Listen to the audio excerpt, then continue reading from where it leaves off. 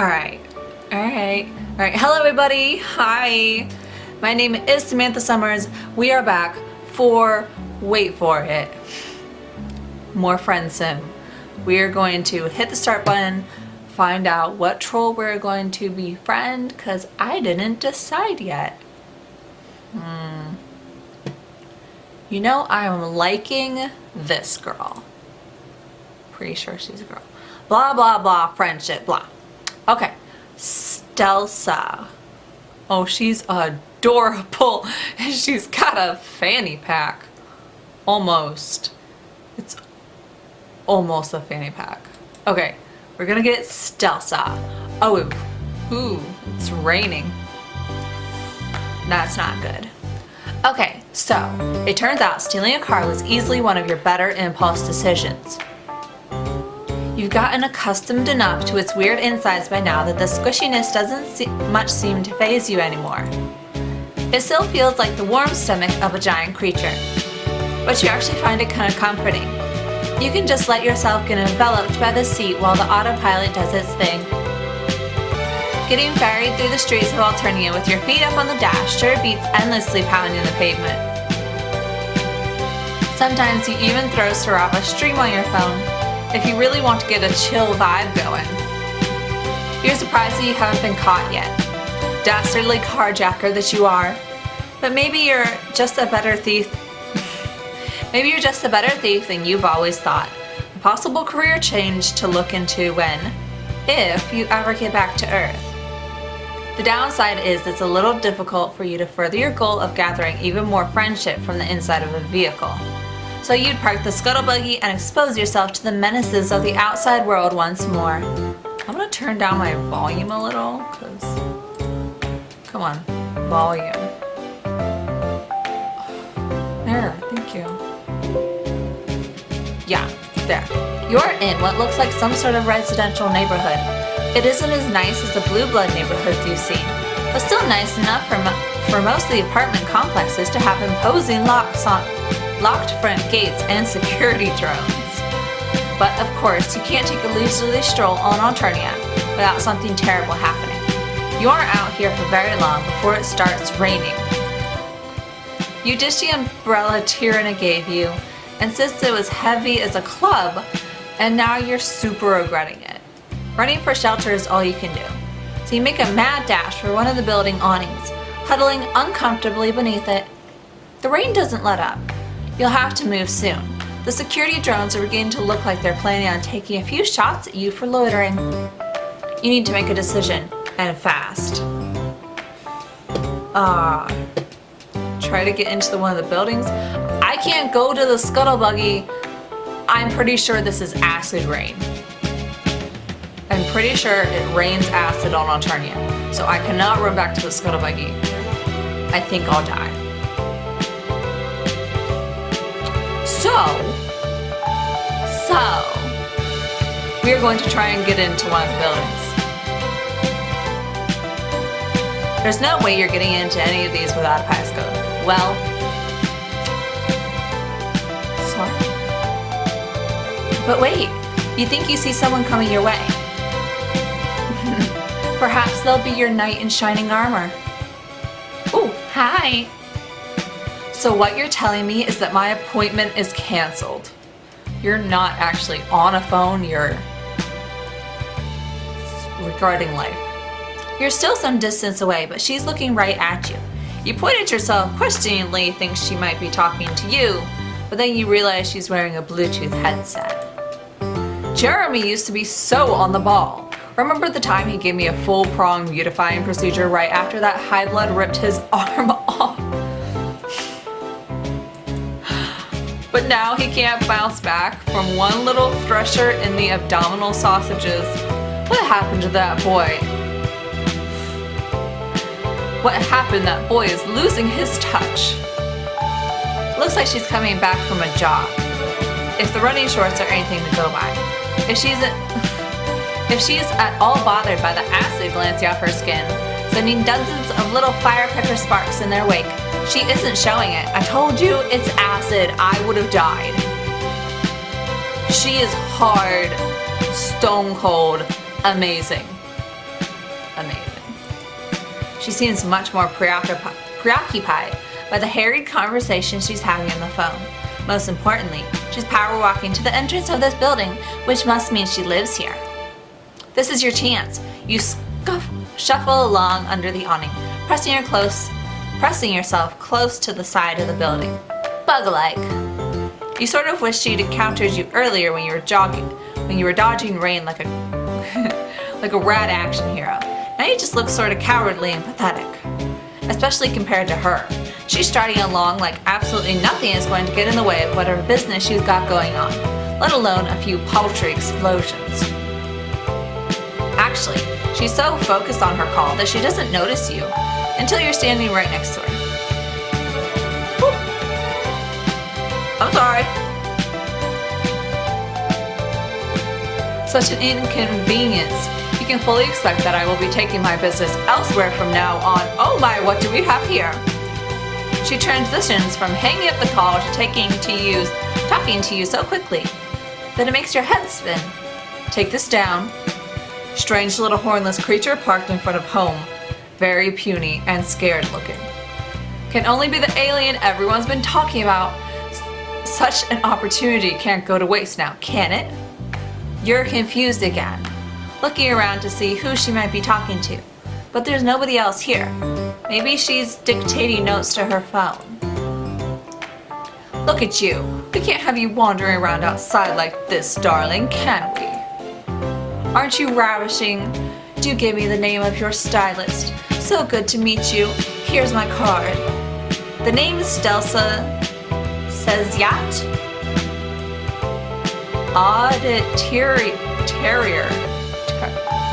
Audit-terrorizer. In training for the Alternian Empire. Nice to meet you. Let's walk and talk. You didn't realize that borrowed hoodie was that impressive of a look. I am so glad I still have his hoodie. Oh my goodness, I love it so much. I am never ditching that thing. I will take it back to Earth with me. If I can't take him, I'll take it. But back to Stelsa. But okay, she produces the business card with one hand and inputs some numbers into a panel with the other. You take the card. It's a struggle to process what she's saying, respond to her questions, and introduce yourself, all while experiencing the verbal equivalent of getting hit by a truck. How is it possible to talk so fast without taking a breath? You can barely get a word in edgewise. Stelsa continues chattering away as she steps inside and waves for you to follow her into the apartment building's elevator. You do.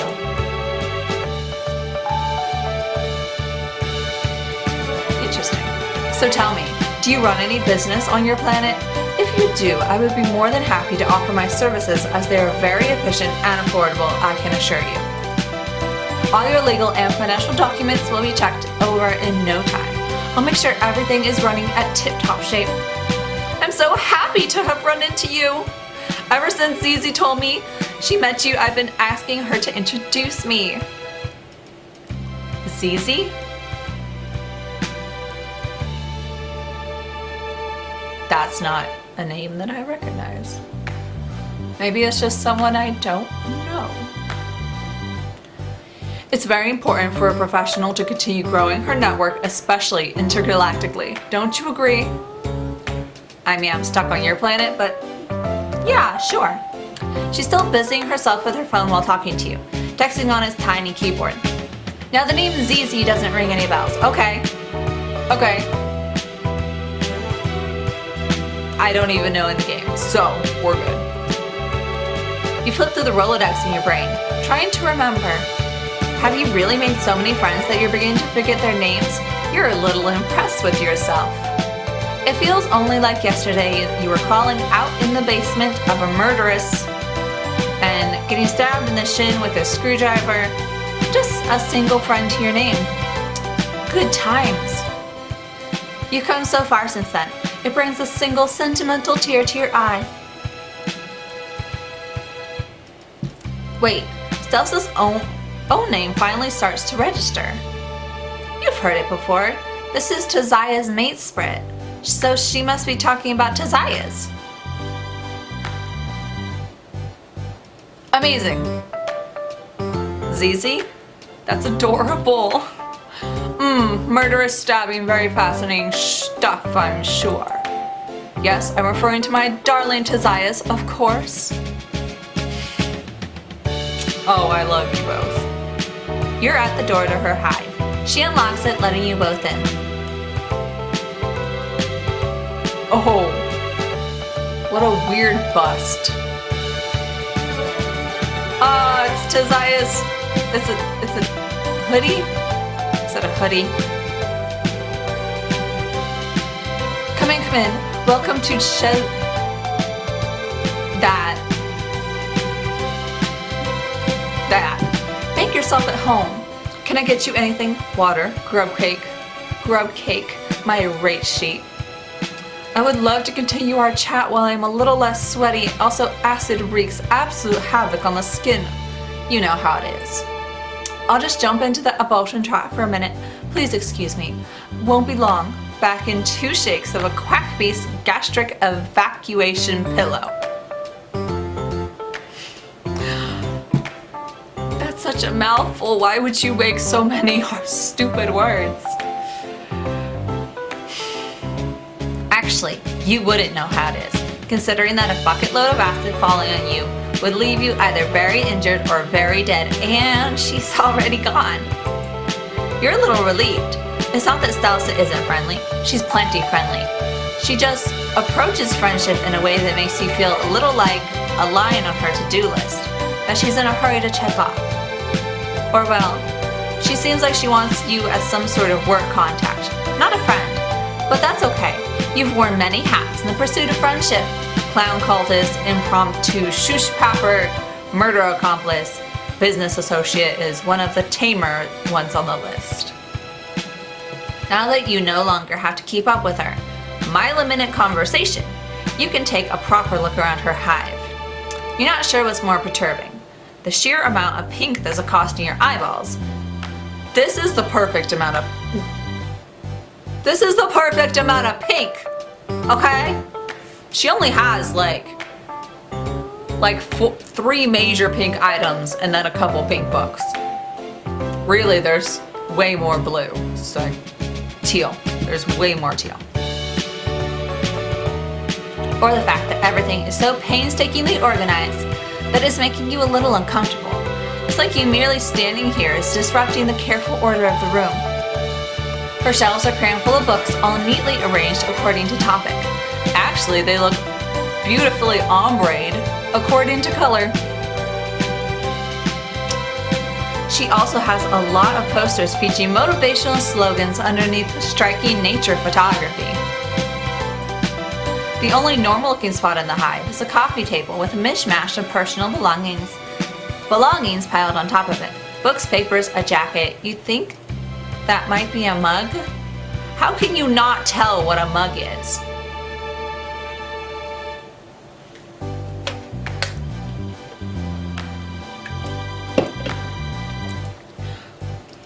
None of those items strike you as being particularly Stelsa's style. The overall effect is that a very pink, very neat office cubicle. You almost feel like you should start chugging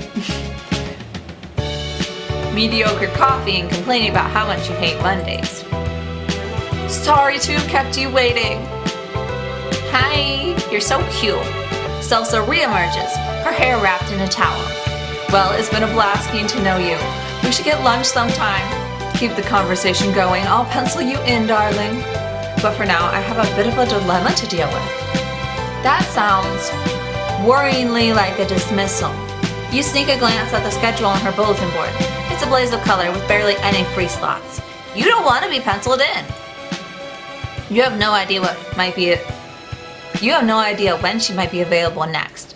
And you need her sweet, sweet friendship now. Maybe whatever problem she has is something you could help with. Unless you're a ludicrously talented beautician, I think not. Excuse you? I think I just happen to be exactly that. Yes. My usual place bumped me off their list, and right before a very important meeting too. A girl has to look her best for these things to really knock their socks off. If I want to make arrangements at another salon, I shall have to move fast. No time to waste. Who needs a beautician when you're around? Yes. You have absolutely no professional beauty experience. I think you're joking yourself right there. But Sarava did give you that crash course in crafting great looks. Stelsa is probably after a vibe that's a little less moisture wave. Ew. But you're sure you can whip something up. You tell her that you'll help her get ready instead, right here in her hive. Oh! How nice of you! I've never had a house call before. Let's do this. Whoa. That's a funky bed. And so many mirrors. I need that. I need that. She leads you into the next room, rubbing her hair dry as she goes. There is a raccoon in one corner and a vanity in the other, with an array of poofers, brushes, and other mysterious implements spread out in its surface. Some of them are disturbingly pointy. Oh well, you're sure you'll be able to figure out what they're all for once you start using them. That's how life goes. Stelsa takes a seat in the chair in front of the vanity, folding her hands primly in her lap. So darling, what do you think we should do first? It's all up to you. Not this again. Why are you always making the decisions around here? What you wouldn't give to be able to foist your own life choices off on random people you just met. It would be so refreshing. Okay, so horns is a big no. That's a big no. Horns, you don't just touch someone's horns. That's rude. You're gonna style her hair because that's what she was going for. The first order of business should be drying Stelsa's hair. You pick up a funnel-shaped doohickey that looks like it might be a hairdryer, fumbling around for a button. There isn't one. But you managed to turn it on by giving it a good squeeze. Ew. The mouth of the funnel opens up wide, emitting a hot blast of air along with a hoarse animal yowl. You think you might actually see teeth inside. Just don't think about it too much. That's the best you can do when it comes to literally any Alternian gadget. Thankfully, the noise soon fades to a low hum. Here, use this. Stelsa passes you a piece of thorny bramble. It looks painful, but when you begin brushing Stelsa's hair, she sighs happily. Interesting being in this position for once. When Tazia's is over, I'm usually the one doing this. Tazia's has never had her hair done in her life, okay? At least that's the way she looked when I met her. So. You try to imagine Tazia's letting someone give her a sweet do. Even when it's her girlfriend in question, you have a hard time picturing it. Stelsa laughs. She has a surprisingly pretty, musical laugh. Girl, that ain't surprising. Look at her. She's pretty and musical in herself. No. My dear Azizi isn't one for involved beauty rituals. Yeah, I knew. She usually doesn't let me do more than just brush it, but it's still relaxing. Sliding the brush through Stelsa's hair is pretty relaxing.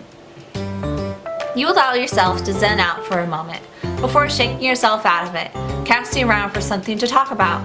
That's what good hairdressers do, right? Strike up casual conversation. Get the tea! We're gonna be getting tea. Your eyes fall on an open book sitting on the table.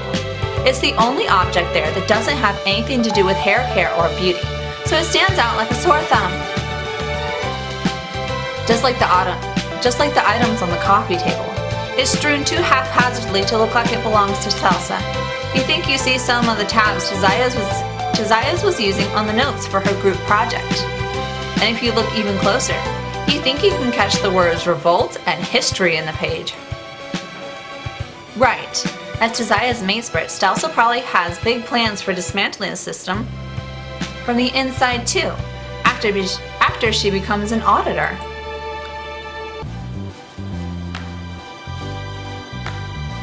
You remark that you think it's really cool what she and Josiah's are doing.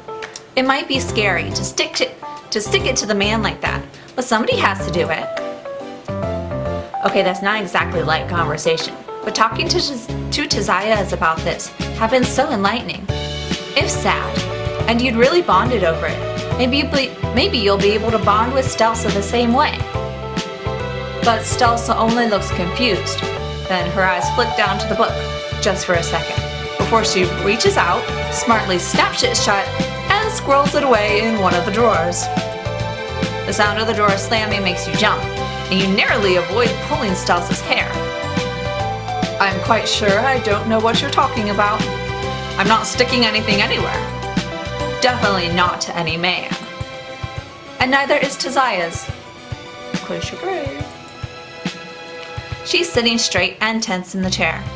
Now her voice soaring to a high, borderline on hysterical pitch. Oh no, she probably doesn't know you're on their side. Josiah's might not have told her about your conversation. It's okay, you're not going to tell anyone. You're sworn to secrecy, but Stelsa averts her eyes, a stubborn set to her chin. Again? I have no idea what you're talking about. Not a single clue. Josiah and myself are both law-abiding subjects of the Empire. We do not dabble in such foolish things as sympathizing with rebels. What could that possibly accomplish? She wrings her hands distractedly. We do things the way we do on Alternia for a reason, darling. Without the hemospectrum and the roles we each need to play, why, the world would be plunged into complete chaos. Could you even imagine? Trolls running around not knowing which way is up, doing whatever they please, no one to tell them what their place in the world is.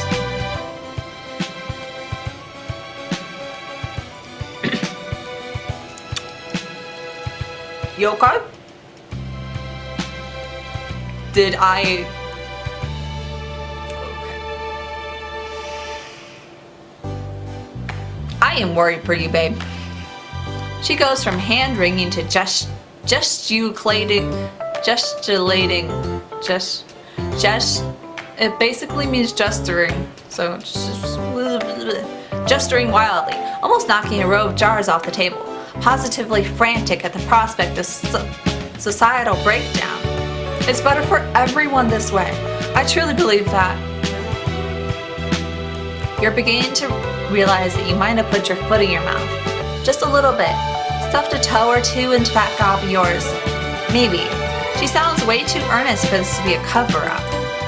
Could it be possible that Stelsa really does side with what had Josiah called her, the Condess, and that she doesn't know about Josiah's underground research after all?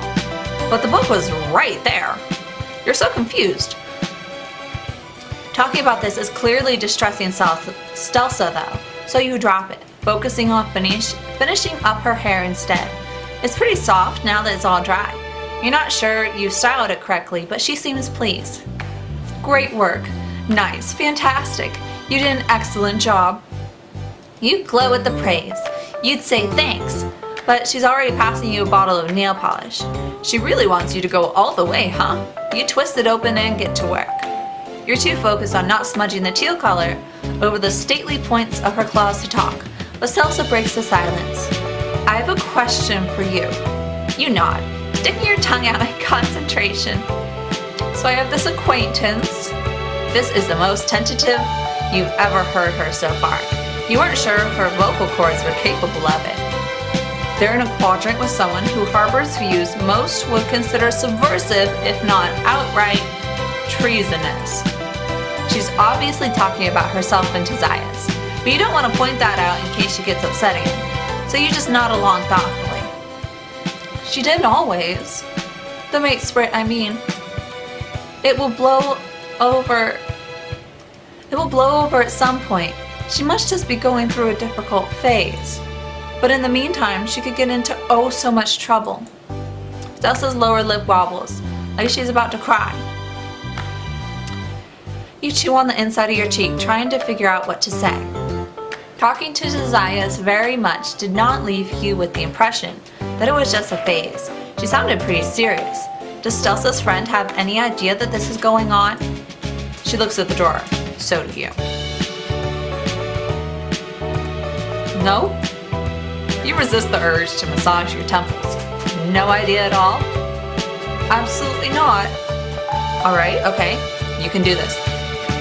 A good first step might be for her friend to face up to the issue. You know, if there's the chance they have the tiniest inkling about what might be happening, so the two of them can talk about it. Talk about it?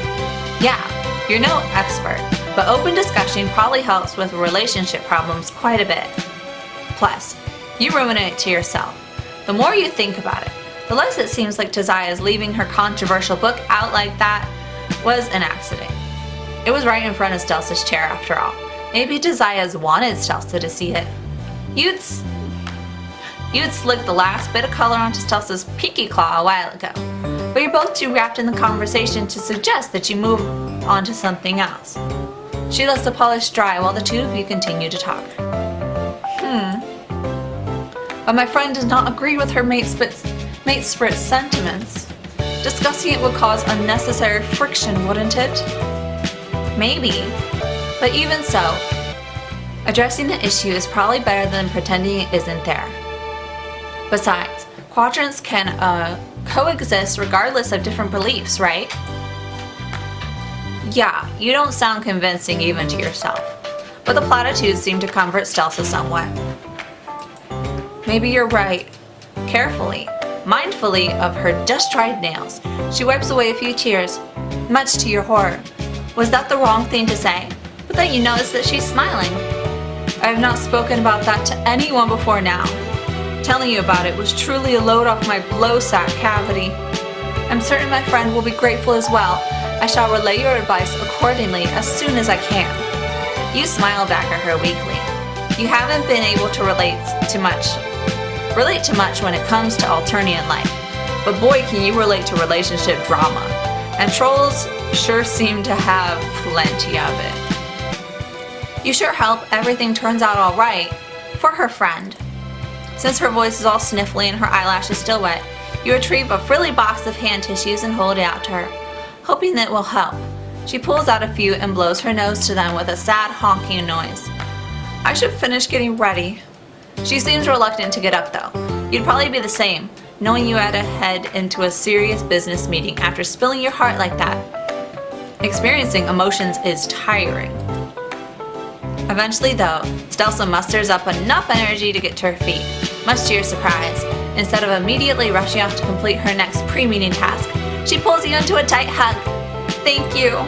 You're a real friend. And there it is. No colleague, no potential client, but that wonderful friendship word. That was the quickest one ever. And I didn't do anything wrong. How did I not do anything wrong? Oh, that was so good. I do not remember Josiah's talking about Stelsa, but you know. Amazing. I love them. I love them both. They're such a funny, odd little couple, but I'm sure they work great. It's kind of that opposites attract kind of thing. She's crazy messy, she's crazy neat. Boom. I don't know how that. I don't know how that's the clicker, but kicker? I don't know how that's the kicker, but still. We made a great, beautiful, amazing friend. Helped her get through some issues, got that tea. Yes, tea. And who knew we're an amazing stylist? Well, Thank you all so much for playing with me. This is Samantha Summers logging out. Bye.